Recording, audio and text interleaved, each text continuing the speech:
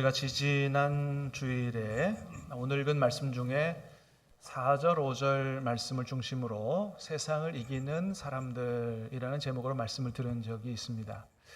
기억이 나십니까? 기억이 안 나도 괜찮아요. 오늘 또 들을 거니까 괜찮습니다. 자, 4절, 5절 우리 같이 말씀을 한번 읽어보겠습니다. 시작. 무릇 하나님께로부터 난 자마다 세상을 이기느니라. 세상을 이기는 승리는 이것이니 우리의 믿음이니라. 예수께서 하나님의 아들이심을 믿는 자가 아니면 세상을 이기는 자가 누구냐. 아멘. 자, 이 말씀에 의하면 누가 이 악한 세상을 이긴다고 말씀하고 있습니까? 첫 번째는 4절에 하나님께로부터 난 자들이 세상을 이긴다. 자, 5절은 같은 이야기인데 다른 말로 표현을 어떻게 했어요? 누가 세상을 이긴다고요? 예수께서 하나님의 아들이심을 믿는 자가 세상을 이긴다는 것입니다. 여러분, 예수님이 단순한 인간이 아니고 정말 하나님의 아들이심을 확실히 믿으십니까? 그렇다면 저와 여러분들이 하나님께로부터 난 사람들이요, 할렐루야, 구원받은 하나님의 자녀인 줄로 믿습니다. 자, 그렇기 때문에 그런 우리는 어떻다고요? 세상을 이길 수 있다라고 하는 겁니다. 여러분, 이 믿음 가지고 세상을 이기며 살 수 있기를 다시 한번 주님의 이름으로 축복합니다.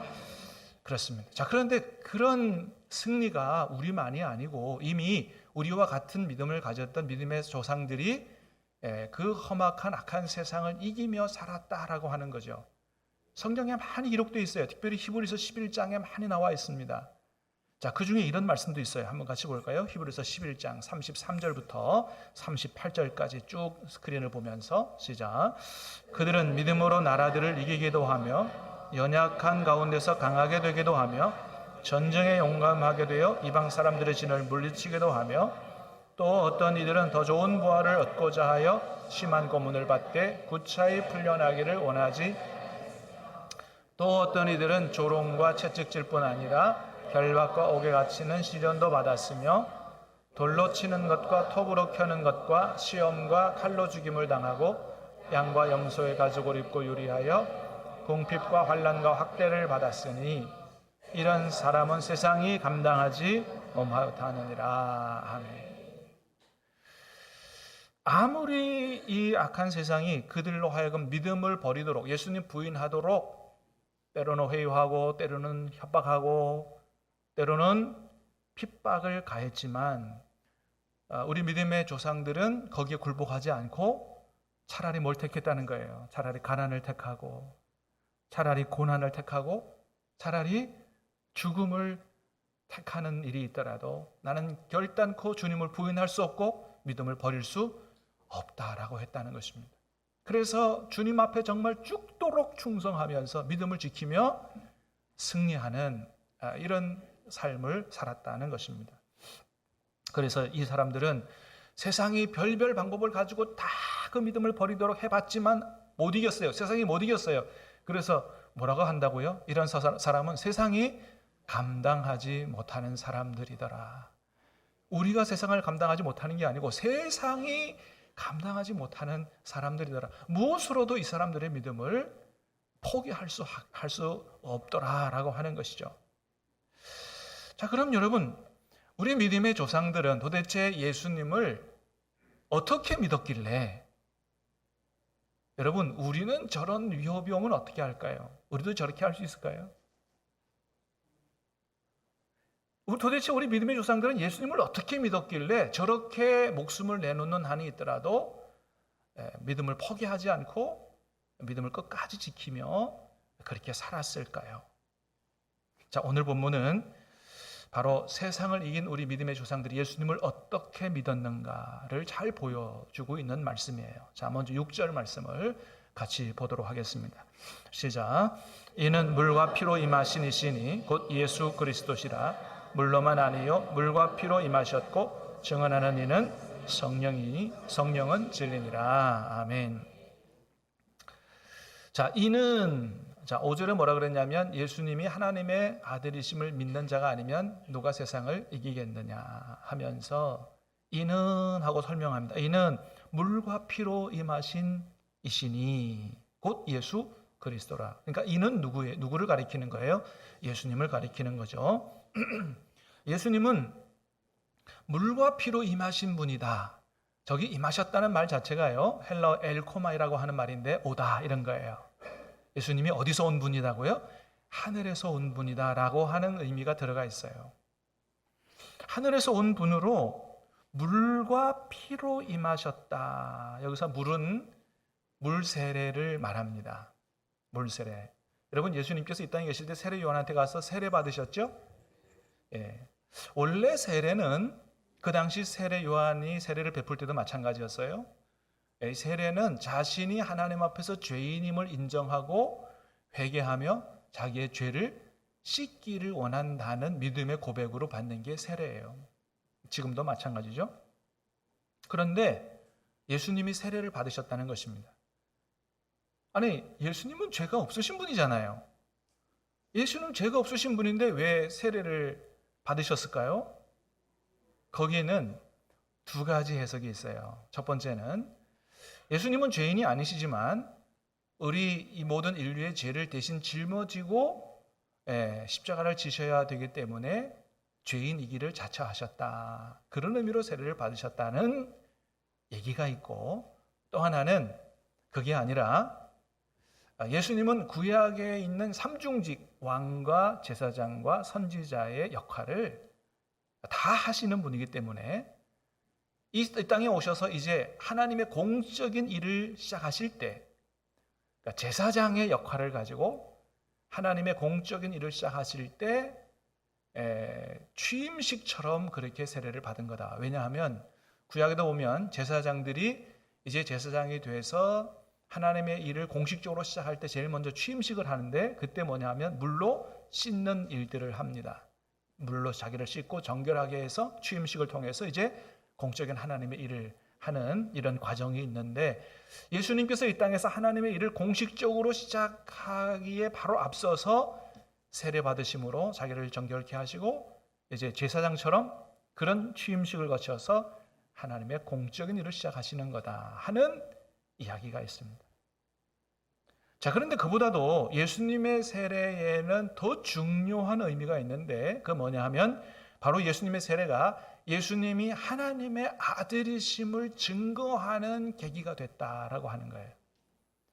예수님의 세례가 예수님이 바로 단순한 인간이 아니고 단순한 죄인이 아니고 하나님의 아들이심을 증거하는 계기가 됐다. 왜냐하면 예수님 세례 받으실 때 하늘에서 음성이 들려왔기 때문에 그렇습니다. 좀 덥네요, 그죠? 마태복음 3장 말씀 한번 같이 보겠습니다. 시작. 예수께서 세례를 받으시고 그 물에서 올라오실새 하늘이 열리고 하나님의 성령이 비둘기같이 내려 자기 위에 임하심을 보시더니 하늘로부터 소리가 있어 말씀하시되 이는 내 사랑하는 아들이요 내 기뻐하는 자라 하시니라. 아멘. 자, 예수님이 세례를 받으실 때, 세례를 받으시고 올라오실 때 하나님의 성령이 비둘기처럼 내려오셨다. 그리고 하늘로부터 음성이 들려왔어요. 이는 내 사랑하는 아들이요 내 기뻐하는 자라. 이게 누구 음성이겠어요? 성부 하나님의 음성이죠. 그러니까 이는 내 사랑하는 아들이라고 한 거죠. 그래서 예수님 세례 받으실 때 성부 하나님, 성령 하나님, 성자 예수님이 다 같이 이렇게 모습을 드러내신 거죠. 그렇습니다. 이렇게 예수님이 물 세례를 통해서 하나님의 아들이심이 그대로 드러나게 된 것이죠. 자, 그런데 예수님은 그렇게 물로만 임하셔서 세례 받으시며 하나님의 아들로 증거되신 것이 아니고 피로도 임하신 분이다 그랬어요. 그죠? 예. 이는 물과 피로 임하신 이시니 곧 그리스도 예수 그리스도시라. 물로만 아니요 물과 피로 임하셨다. 그래서 피로 임하신 걸 강조하고 있어요. 이 피로 임하신 건 뭘 얘기하냐면 바로 예수님의 십자가 사건을 이야기하는 거죠. 그러니까 예수님이 십자가 실제로 죽으셨다는 것입니다. 여러분, 우리는 다 그거 알고 믿죠? 우리에게는 아무런 문제가 없어요. 근데 그 당시에, 이 초대교회 당시에는 이게 굉장히 중요한 문제였습니다. 그래서 지금 이 얘기를 하는 거예요. 초대교회 당시에 성도들의 믿음을 막 흔드는 이단들 중에 하나가 어떤 사람들이었냐 하면 영지주의자들의 영향을 받은 영지주의 철학의 영향을 받은 가현설주의자들이라는 사람이 있었어요. 가현설, 그러니까 예수님이 하나님의 아들이신 예수님이 진짜로 나타난 게 아니고 가짜로 나타났다. 환상이나 환영으로 나타났다. 이렇게 주장하는 사람들입니다. 여러분, 예수님이 이 땅에 실제로 2000년에 계신 줄 믿습니다. 역사책에 나와 있어요. 그런데 그 당시 가현설주의자들이 그렇게 안 믿었어요. 예수님이 그러니까 이 육신을 입고 있는 예수님은 가짜 예수라는 거예요. 하나님의 아들이 아니라는 거예요. 진짜 하나님의 아들 예수는 이 인간 안에 들어올 수 없다는 겁니다. 그래서 진짜 하나님의 아들 예수님은 인간의 살과 피를 입을 수 없고 가짜로 환영으로 그냥 나타난 거다, 이렇게 주장을 해요. 왜 그러냐 하면 이전에도 말씀드렸지만 영지주의자들이 주장하는 논리 중에 하나가 영은, 하나님은 선한 분이요, 육신, 물질은 악한 것이기 때문에 절대로 둘이 하나가 될 수 없다는 이원론을 주장을 했습니다. 그러니까 진짜 하나님은, 진짜 하나님의 아들인 그분은 인간의 몸을 입을 수 있다 없다? 없다고 주장하는 겁니다. 영지주의 철학의 영향을 받은 또 다른 가현설주의자들이 무슨 주장을 했냐면 예수님께서 이 땅에서 많은 기적을 행했는데 이 땅에 계신 예수님을 통해서 진짜 기적을 행하게 한 진짜 신인 그리스도, 하나님의 영, 그분은 예수님이 세례 받을 때 임재하셨다가 십자가에 죽으실 때 십자가에 돌아가시기 직전에 그 인간 예수님을 떠나셨다, 이렇게 주장을 합니다. 다시 말해서 십자가에 달려 죽은 예수님은 진짜 하나님의 아들이다 아니다? 하나님의 아들이 아니라고 주장을 하는 거예요. 어떻게 하나님이 인간에 의해서 십자가에 매달려 죽을 수가 있느냐는 거죠. 그러니까 그런 하나님은 있을 수 없다는 것입니다. 여러분, 사실 이 부분 때문에 유대인들도 예수님을, 하나님의 십자가에 달려 죽은 예수님을 하나님의 아들로 받아들이지 못하는 겁니다. 하나님의 아들이 어떻게 로마 군인들에 의해서 처참하게 십자가에 죽을 수 있느냐는 것입니다. 신명기 21장에 보면 이런 말씀도 있어요. 한번 같이 보겠습니다. 시작. 그 시체를 나무 위에 밤새도록 두지 말고 그날에 장사하여 내 하나님 여호와께서 내게 기업으로 주시는 땅을 더럽히지 말라. 나무에 달린 자는 하나님께 저주를 받았음이니라. 이게 구약 성경에 기록된 말이거든요.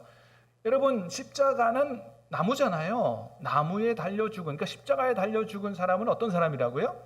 하나님의 저주를 받은 사람이라는 거예요. 그게 성경에 있다, 율법에 있다 이거죠. 성경에 있다 이거죠. 그러니 어떻게 십자가에 달려 죽은 예수가 하나님의 아들이고 우리의 구세주가 될 수 있느냐? 그래서 유대인들이 못 받아들이는 것입니다. 근데 그거는 하나만 알고 둘은 몰라서 그런 거죠. 여러분, 왜 하나님의 아들이신 예수님이 이 땅에 인간의 몸을 입고 내려오셨어야만 하셨고, 또 그 훌륭하신 예수님이, 죄 없으신 예수님이 십자가에 달려 죽으셔야만 하셨을까요? 우리는 십자가에 달려 죽으신 예수님, 이 땅에 인간의 몸을 입고 오신 사셨던 예수님이 하나님의 아들의 구세주라는 사실을 믿잖아요. 왜 그랬을까요? 그 방법 외에는 우리를 구원할 다른 길이 없었기 때문이에요. 여러분, 우리의 죄는 뭐로만 없어진다고요? 피로만 없어진다고 구약 성경에 이미 기록하고 있어요. 그래서 구약 시대에도 인간의 죄를 용서하기 위해서 수많은 죄 없는 짐승들이 대신 인간의 죄를 짊어지고 죽어갔지요. 피를 흘려 죽어갔지요. 그래서 우리의 죄는 피로밖에는 해결이 안 돼요. 그런데 이 세상에 보니까 이제 하나님이 여러 짐승들이 아니고 어떤 한 사람, 죄 없는 사람이 모든 인류의 죄를 대신 짊어지고 이제는 짐승이 죽어나가지 않아도 될 만큼 그런 완전한 그런 제사를 하나님께서 행하시려고 하시니 이 세상에는 죄 있는, 죄 없는 사람이 있다 없다요? 이 세상의 모든 사람들은 하나님 앞에 다 죄인이기 때문에 다른 사람의 죄를 짊어지고 죽어서 다른 사람의 죄의 문제를 해결할 수 있는 사람이 없다는 거죠. 그렇기 때문에 누가 인간의 몸을 입고 내려오실 수밖에 없어요. 하나님의 아들, 죄 없으신 하나님의 아들이 인간의 몸을 입고 내려오실 수밖에 없고요. 그 인간의 몸을 입고 내려오신 예수님이 십자가에 달려 돌아가실 수밖에 없는 이유는 우리의 죄는 뭐로밖에는 해결이 안 된다고요? 피로밖에는 해결이 안 되기 때문에 예수님이 인간의 몸을 입고 이 땅에 오셨고 우리 대신 십자가에 달려 피 흘려 돌아가시게 된 것입니다. 그 방법 외에는 우리를 구원할, 우리의 죄의 문제를 영원히 해결할 다른 방법이 없었기 때문이죠. 그래서 나무에 달린 자는 하나님의 저주를 받은 자라고 하는데 그 말씀이 틀린 게 아니에요. 그죠? 십자가에 달리셔서 누가 받을 저주를 대신 받은 겁니까? 우리가 받을 저주를 예수님이 대신 받음으로 말미암아 우리가 그 하나님의 저주에서 구원을 받게 된 것이므로 그 십자가에 달리신 예수님이 바로 우리의 구세주요 하나님의 아들이시다. 그분이 하나님의 아들이 아니고 단순히 인간이라 그러면 우리의 구원자가 됩니까? 안 됩니까? 안 되지요. 왜요? 그는 그의 죄를 짊어지고 죽은 거지 우리의 죄를 대신 짊어지고 죽을 수 없는 존재인 거죠. 오직 누구만이 우리의 죄를 대신 짊어지고 죽어 우리의 죄의 문제를 해결할 수 있어요? 죄 없으신 하나님의 아들만이 우리의 죄의 문제를 해결하실 수 있다라고 하는 것입니다. 그래서 여러분 세례 요한도 뭐라고 얘기해요? 요한복음 1장 29절 시작. 이튿날 요한이 예수께서 자기에게 나아오심을 보고 이르되 보라 세상 죄를 지고 가는 하나님의 어린 양이로다. 세례 요한은 하나님의 은혜 가운데 예수님이 어떤 분인가를 제대로 보고 알았던 것입니다. 그래서 예수님이 세례 받으신 사건이 뿐만 아니라 십자가에 달린 사건이 바로 예수님이 우리를 구원하시는 그리스도요 하나님의 아들이심을 증거하는 것이다 라고 하는 겁니다.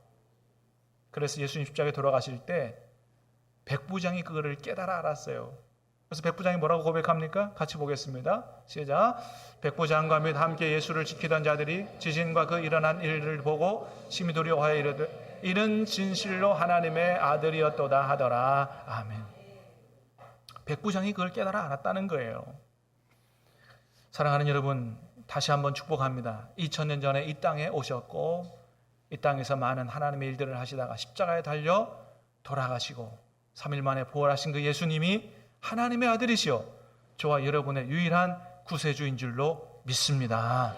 이것을 확실하게 믿어야 된다고 하는 거예요. 자, 그런데 이것을 또한 누가 증거하느냐? 성령께서 증거하신다 그랬어요. 자, 고린도전서 12장 3절입니다. 시작. 또 성령으로 아니하고는 누구든지 예수를 주시라 할 수 없느니라. 여러분, 그래서 저와 여러분이 예수님을 주님이라고 고백하고 부르는 것은 단순히 우리 고백이 아니고요. 우리 안에 계신 누구의 증언이다? 성령의 증언이라는 거예요. 그렇습니다. 그래서 여러분 성령께서 예수님을 증언하는 구절이 굉장히 많이 있습니다만 제가 오늘 시간상 관계상 그냥 생략을 했습니다. 성령께서는 왜 오셨냐면 다른 진리를 말씀하시려고 오신 게 아니고 성부 하나님 성자 예수님이 이루어 놓으신 그 진리 말씀, 그 복음을 우리에게 알려주고 깨닫게 하고 적용시키기 위해서 오신 분이거든요. 예수님을 증언하는 분이에요. 그래서 예수님이 하나님의 아들이고 그리스도임을 증거하는 분이 셋이라 그랬어요. 그죠? 7절, 8절 시작. 증언하는 이가 셋이니 성령과 물과 피라. 자, 물 사건, 세례 사건이 증언해요. 십자가 사건이 증거해요. 그다음 누가 증언한다고요? 성령이 증거한다. 증언하는 이가 셋이라고 하는 건 뭐냐면 예수님이 하나님의 아들이시라고 하는 사실에 대한 증언이 차고 넘친다는 얘기입니다. 왜냐하면 율법에는 어떤 사건에 대해서 어떤 사람들이 증언할 때 증인 둘만 있으면 그 증언이 사실임을 인정해 줬어요. 근데 예수님이 하나님의 아들이심을 증언하는 이가 몇이라고요?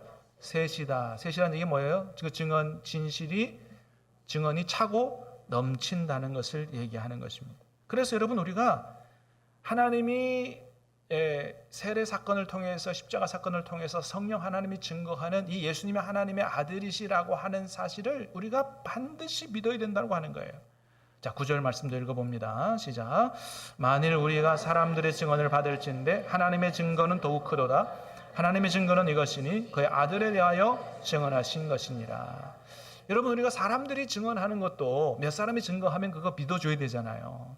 한 사람이 증언해도 되도록 믿어줘야 되고 두 사람 증거하고 세 사람 증언하면 그거는 사실이라고 믿어줘야 되는데 하나님이 증거하는 이 증거를 안 믿으면 안 된다는 겁니다. 반드시 믿어야 된다는 거예요. 왜요? 그렇지 않으면 하나님을 거짓말하는 분으로 만드는 거기 때문에 하나님이 증거하시는 이 증거를 예수님이 하나님의 아들이요 구세주라는 사실을 우리가 반드시 믿어야 된다. 근데 그 거부하고 안 믿으면 어떻게 돼요? 하나님을 거짓말하는 자로 만드는 자니 구원받을 수가 없게 된다라고 하는 겁니다. 여러분, 많은 세상 사람들은 착한 일을 하고 착하게 살면 천국 간다고 생각을 합니다. 천만의 말씀이다. 천만의 말씀이에요. 여러분, 아버지 집은 아들이나 딸이 들어가는 곳이지 착한 일을 한다고 막 들어갈 수 있는 곳이 아니지요. 여러분 어때요?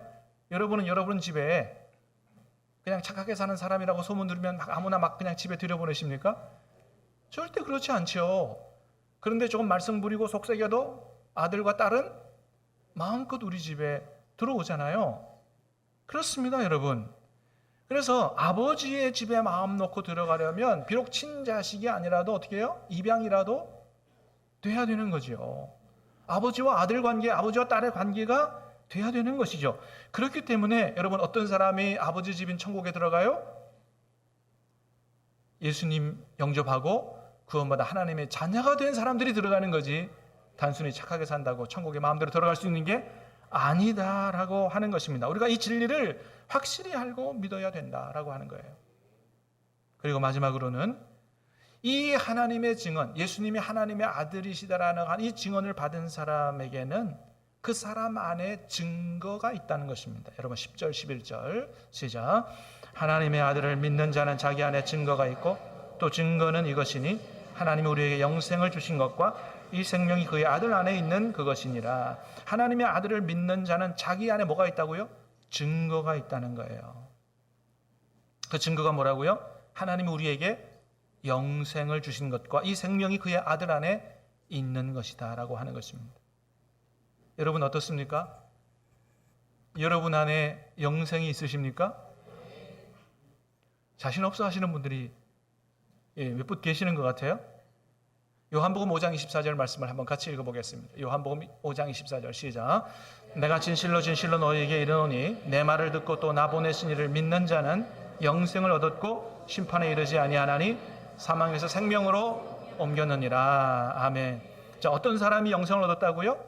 내 말을 듣고 나 보내신 이 하나님을 믿는 자는 영생을 얻었다는 거예요. 믿습니까? 여러분, 성경에 이렇게 나와 있어요. 예. 윌버 체프먼 목사님이라는 분이 계세요. 무디 선교사님의 제자였고 18살 때 무디 선교사님의 집회에 참여해서 큰 은혜를 받았다고 그래요. 근데 이분이 은혜는 받았지만 자기가 정말 구원받고 영생에 들어갔는지에 대한 확신이 생기지 않아서 무디 선교사님한테 상담을 했다 그럽니다. 선교사님, 제가 죽으면 천국에 갈 수 있을지 자신이 없어서 늘 불안합니다. 어떻게 하면 좋겠습니까? 그랬더니 무디 선교사님이 오늘 지금 우리가 읽은 이 요한복음 5장의 말씀을 펴주면서 읽어보자 그러더래요. 그래서 체프만 목사님이 읽었습니다. 내가 진실로 너에게 이르노니 내 말을 듣고 또 나 보내신 이를 믿는 자는 영생을 얻었고 심판에 이르지 아니하나니 사망에서 생명으로 옮겼느니라. 말씀을 읽었어요. 무디 선교사님이 체프먼에게 묻습니다. 너는 예수를 믿느냐? 예, 믿습니다. 그러면 영생을 얻었느냐? 그거는 잘 모르겠는데요. 그래서 두 번째, 그러면 다시 말씀을 읽어보자. 그리고 요한복음 5장 24절 말씀을 다시 읽었답니다. 읽고 다시 물었어요. 너 예수님 믿느냐? 믿습니다. 아, 믿는다고 했잖아요. 그래, 너에게 영생이 있느냐? 그거 잘 모르겠는데요. 세 번째 말씀을 읽고 또다시 물었는데 그래도 잘 모르겠다고 대답했답니다. 그때 무디 선교사님이 이 윌버 체프먼 목사님에게 크게 책망을 했답니다. 화를 내면서. 예수님이 내 말을 믿고 나 보내신 자를 믿는 자는 영생을 얻었다고 하면 얻은 거지. 네가 뭐라고 아니라고 생각하냐 이거예요. 그때 그 책망을 듣고 정신이 번쩍 들어서 그래, 내가 예수님을 믿지. 그리고 믿는 자는 영생이 있다고 그랬잖아. 그래, 나에게 영생이 있구나. 진짜 있는 거구나. 굳게 그 말씀을 붙잡고 그 다음부터 나에게 영생이 있는 줄 확신하고 열심히 성경 공부해서 신학교 들어갔고 목사가 돼서 무디 선교사님의 후임 목사가 됐다는 것입니다. 이분이 우리 한국에도 왔다 가셨어요. 사랑하는 여러분, 예수님이 하나님의 아들이심을 확실히 믿으십니까? 여러분 안에 영생이 있는 줄로 믿으시기를 바랍니다. 그런데 그렇다고 무디 선교사님처럼 무조건 믿어 그런 건 아니에요. 오늘 말씀이 뭐냐면 하나님의 아들을 믿는 자에게는 뭐가 있다 그랬어요? 증거가 있다 그랬어요. 그 안에 증거가 있다. 그 증거가 뭐냐? 첫 번째는 뭐예요? 우리 안에 영생을 주신 것인데 그 영생이 그 증거가 뭐냐 하면 우리 안에 계신 주님과 사귀어 사는 것입니다. 왜 그게 영생을 받은 증거냐? 영생의 본질은 죽지 않고 오래 사는 것이 아니고 영원하신 하나님과 예수님과 사귀어 사는 것이기 때문에, 그게 영생의 본질이기 때문에 그래요. 요한복음 17장 3절 말씀 같이 보겠습니다. 시작. 영생은 곧 유일하신 참 하나님과 그의 보내신 자 예수 그리스도를 아는 것이니이다. 영생이 뭐라고요? 죽지 않고 오래 사는 게 아니고, 여러분 죽지 않고 오래 사는 건 어디서도 가능하다고요? 지옥에서도 가능하다. 그러니까 죽지 않고 오래 사는 게 영생의 참 본질이 아니에요.